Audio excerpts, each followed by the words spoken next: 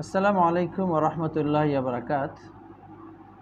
মহিলাদের শুকানোর জন্য নেড়ে দেওয়া কাপড়ের দিকে পুরুষদের তাকানো বৈধ আছে কিনা?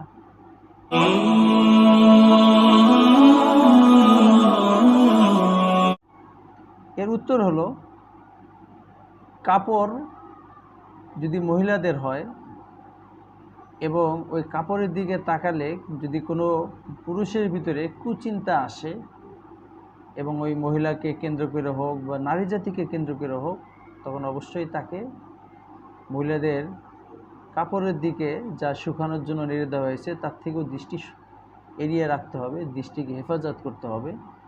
আর যদি এমন কোনো ভিতরে অবস্থা সৃষ্টি না হয়, স্বাভাবিক অবস্থা থাকে, তখন দেখলে কোনো সমস্যা নেই।